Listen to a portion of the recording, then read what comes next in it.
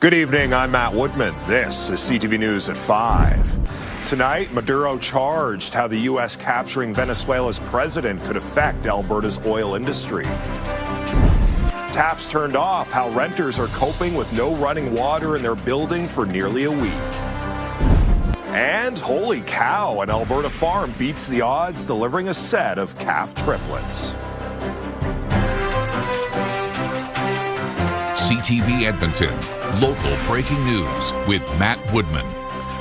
The ripple effect of the capture of Venezuela's president is being felt here at home, both in Edmonton's Venezuelan community and for the potential impact on Alberta's oil market.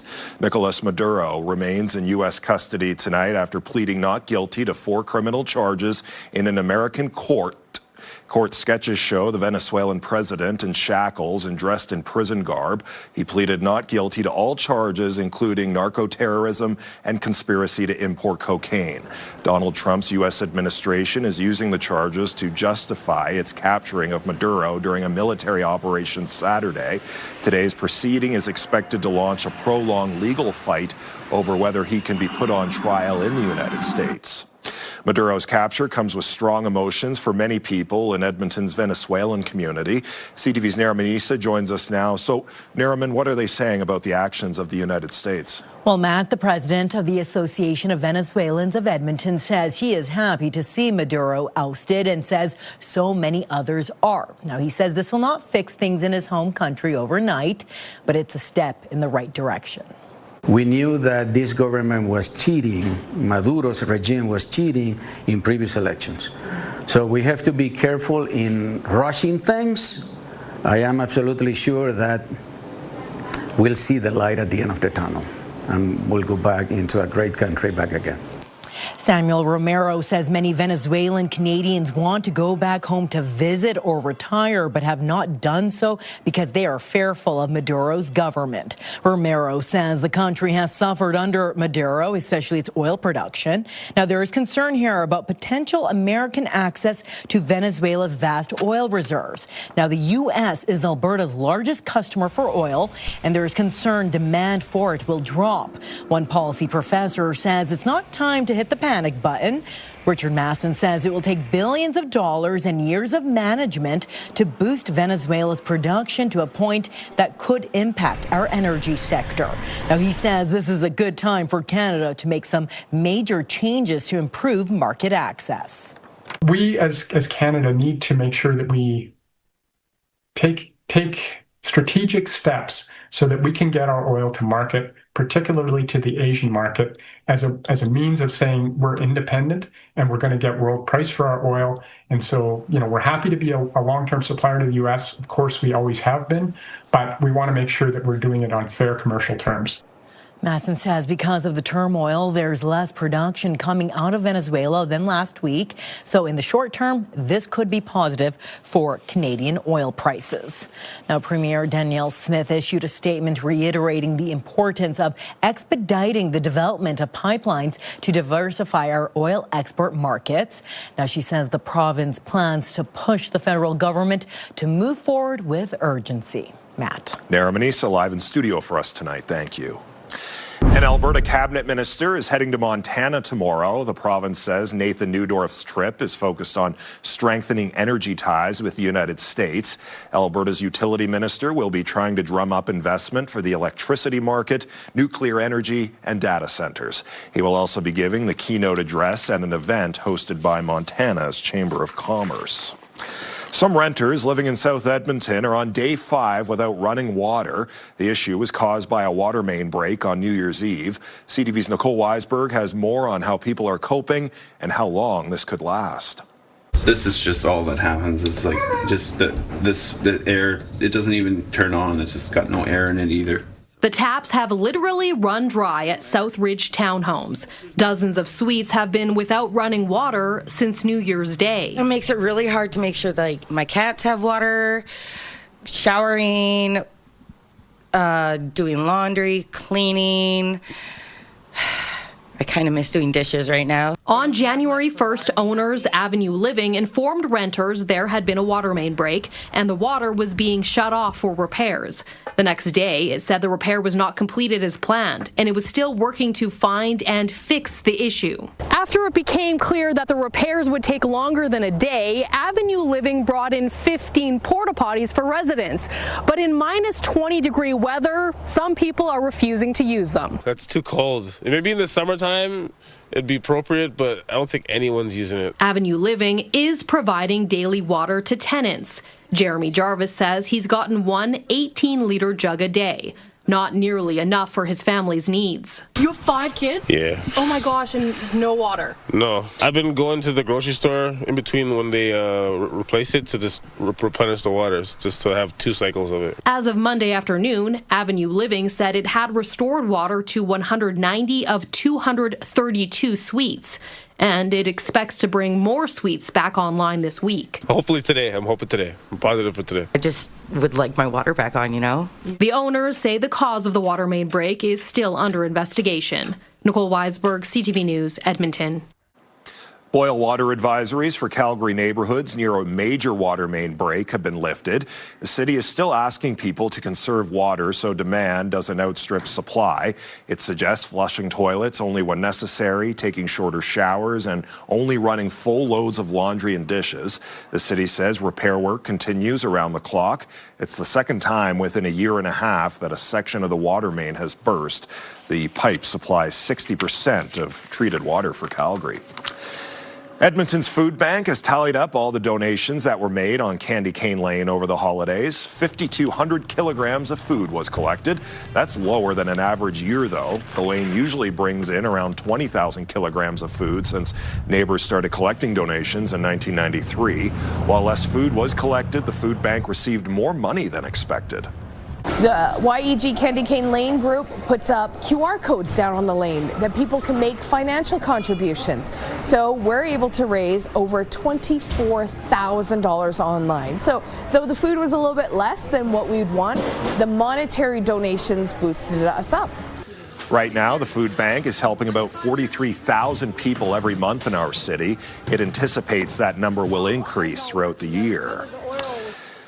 No surprise, Josh, a lot easier to make a donation online than it is to lug some groceries down Candy Cane Lane, especially with all that snow and the cold weather we've been having lately. Yeah, speaking of the snow, we'll take a look at some numbers. It looks like there was more snow on the ground in December this year than at any other December in the last 25 years. So at any time in the 2000s, there's never been more snow on the ground at the end of December. It's minus 15 right now. No more heavy snow in the forecast. We do have a few pockets of flurries, though, potentially over the next couple of days. And a big warm-up. Minus 13 will go down as the daytime high for today. This is pretty similar to what we've seen for the last 3 straight days. By tomorrow, though, we're back close to 0 for a daytime high. We started the day at minus 19, minus 7 and minus 16, the averages for this time of year. There's a bit of cloud cover sliding through. We'll get a bit of a break and then some thicker cloud cover through the mid to late evening hours, but that should move out by early tomorrow morning. Watch your temperature trend. It'll actually start to climb through this evening and overnight tonight. Minus 9 by tomorrow morning and minus 2 for a daytime high tomorrow afternoon with light wind and partly cloudy skies. I think temperatures will cool slightly as we head through Wednesday, Thursday, Friday, back into the minus 5 range, but there are also a long string of days above 0 in the forecast. We'll get to all that in just a few minutes. All right, Josh, thanks very much. Coming up next on CTV News, how an Alberta hockey arena is hoping to pay for some renovations following an explosion. Tuesday on CTV Edmonton, a new chapter from the crime tapes. Not once did I ever confess to anybody about this crime because I did not do it. Jason Dick said he was innocent, but Mounties kept pushing. Are you a parent? A look back at the flawed double murder investigation and a Mr. Big Sting that backfired. Tuesday on CTV Edmonton. Programming brought to you by James H. Brown Injury Lawyers, the heavy hitters of injury law.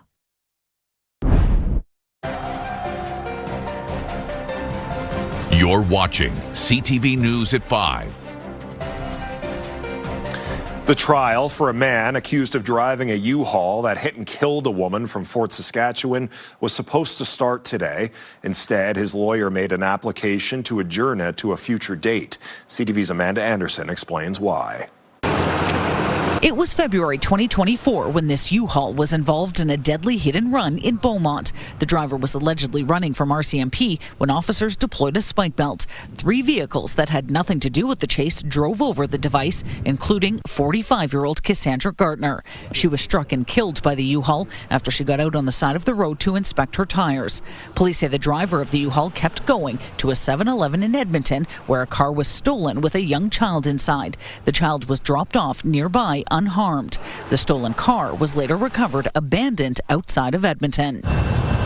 Today, the man believed to have been behind the wheel of the U-Haul, Peter Ashby, was scheduled to stand trial. His lawyer instead asked to adjourn the matter. He doesn't ask for this adjournment lightly, Caitlin Dick told the court. She argues additional evidence was disclosed by the Crown just before the Christmas break she hasn't had time to review. She told the court she isn't sure what impact the new information could have on her client's case, and now also wants to examine the possibility of charter breaches and witness tainting.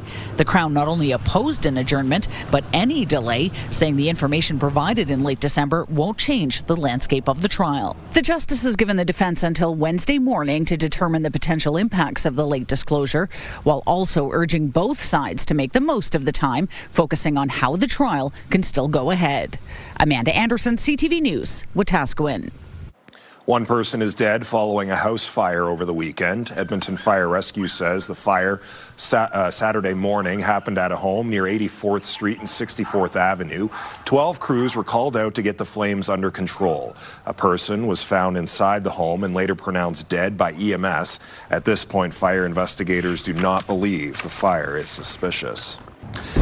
An abandoned building went up in flames in central Edmonton Sunday. The city says trucks responded to a fire at a rundown commercial building on 93rd Street and 111th Avenue Sunday morning.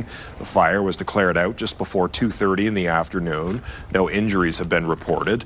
A music venue next door says the venue is fine. The town of Taber has released new footage showing an explosion at its local arena. The explosion last month damaged the walls, roof, and gas lines of the building. The building has been shut down indefinitely. Town officials say the cause of the explosion is still unknown. The town shared this video as part of its entry for the annual Hockeyville contest. Communities can enter for a chance to win $50,000 for upgrades and renovations. The grand prize winner receives $250,000 in arena upgrades. Canadians are being encouraged to share their hockey history alongside stars like Connor McDavid. The Oilers captain kick-started a donation drive for the Great Canadian Jersey Initiative. Donated hockey sweaters will be used to create new patchwork jerseys that will be worn by Canada's top players. McDavid donated his York Simcoe Express jersey. He says every uniform a hockey player wears has some meaning attached and maybe a little something more. A lot of sweat, a lot of, hopefully not too much blood in that one, but, we're wearing cages and stuff like that. I'm not sure anyone's bleeding back then, but a lot of blood, a lot of sweat, and just great memories, honestly. I really feel like minor hockey is kind of the grassroots of hockey in this country. The patchwork jerseys will be designed by former Ontario Hockey League player Cameron Lizotte. Canadians can drop off their old hockey jerseys at any Rogers store until January 15th. Anyone who donates a jersey will be entered for a chance to win a trip to any Canadian NHL team away game during the regular season. Still to come tonight on CTV News, back to basics, advice to help you achieve any New Year's fitness goals. Programming brought to you by James H. Brown Injury Lawyers, the heavy hitters of injury law. You exercise, you eat well, you sleep, you don't drink too much, it's always the same. For some of us, I guess. One health law professor says when it comes to New Year's resolutions, it's best to stick to the basics because that's what's supported by evidence. Tim Caulfield says while the wellness industry is always pushing new fads like DNA testing or full-body MRIs, more data on your health isn't always beneficial. He tells CTV's Your Morning when it comes to things like fitness trackers, it's important not to get too caught up in the numbers. I think it's really important to sort of reflect and ask yourself, is this working for me? Do I still enjoy working out? Because the goal is always, Kent, the basics, right? A healthy lifestyle that's sustainable. Josh, I think there's a lot of Edmontonians caught up in the numbers right now. Nothing to do with fitness, though. Strictly to do with the weather. We got a lot of snow over the last little while. Everybody's New Year's resolution is to shovel less than you did in December. We were talking about this briefly off the top. Take a look at these numbers. 54 centimeters.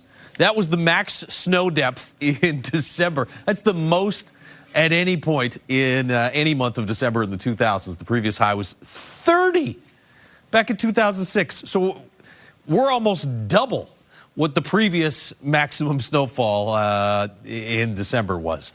There's a few flurries in the forecast over the next couple of days. No heavy snow, though. There's the Action Furnace River Valley Skycam. Action Furnace fixed rider, it's free. Minus 16 in Edmonton right now. Listen, I know I've been on holidays for a while, but I am here. Do you want me to step off camera again so you can see me, or do you want to just... Hey, there we go. Minus 27 in Grand Prairie, minus 22 and 4. I thought maybe over holidays you guys stopped putting the weather people on camera. Minus 18 in Red Deer, minus 25 in High Level. You get a bit of cloud cover sliding through the Edmonton region off to the northwest. Some thicker clouds. That system is going to slide across northern Alberta. You'll get some flurries or light snow across the northwest late this evening. It's about 11 p.m. There's your cloud cover for Edmonton. It breaks by tomorrow morning, though, and it looks like most of this snow in northeastern Alberta by tomorrow morning should be north of Fort McMurray. So partly cloudy skies in the Edmonton area for tomorrow, and then it looks like a mix of sun and cloud on the way for Wednesday. Now, overnight tomorrow night into early Wednesday morning, you see this about 2 a.m. Wednesday, there is this little pocket that might roll through the Edmonton region. So you get a slight chance of some flurries there early in the day Wednesday, and then Friday would be the next chance at potentially a dusting to maybe a centimeter of snow. No heavy snow, though, it looks like, between now and the end of the week. There's your cold air that was in place across most of the province through the day today. Look at that. Close to zero in Edmonton tomorrow, above zero just off to the west, and in southern parts of the province, yeah, we'll cool slightly. Back into the minus 5 range for Wednesday, Thursday, Friday, and then starting Saturday, a string of days with daytime highs above zero. Temperatures across most of the province will climb overnight tonight. So these are your 8 a.m. temperatures. Minus 3 by tomorrow morning in Grand Prairie, minus 10 in Fort McMurray, minus 7 in Red Deer. You get to a high of about minus 6 Fort McMurray, somewhere in the minus 6 to minus 8 range for Cold Lake, Bonnyville region. Close to zero, though, already by tomorrow in Grand Prairie. Jasper up to about minus 2 or minus 3. Similar temperatures in Red Deer, and about minus 3 or minus 4 in east central Alberta. There's your temperatures climbing overnight tonight here in the city. Minus 9 by tomorrow morning and a high of minus 2 tomorrow afternoon. Some clouds tonight and then partly cloudy skies tomorrow. Minus 5 range for daytime highs Wednesday, Thursday, Friday. That chance of some flurries or light snow Friday. And then look at this long range forecast. 2 degrees on Saturday and somewhere in the 3 to 6 degree range for daytime highs pretty much all of next week. All right, Josh, thank you. Leduc County says it has increased its online security after a cyber attack over the holidays. The county says it discovered it was the target of a ransomware attack on Christmas Day. The attack disabled some of the county's information technology systems. Administration says the RCMP and the county's insurance and banking providers have been notified. The county says it's working to resume normal business operations. When we return on CTV News, counting calves, an Alberta cow beats the odds with some newborns on New Year's. I was about shoulder deep in this cow and I could just feel the tips on the third calf. CTV News at 5 continues.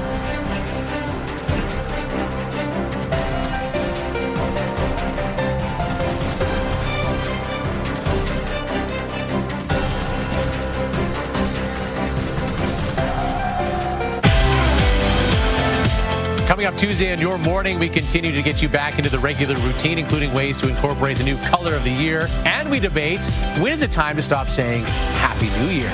Your Morning Edmonton, weekdays.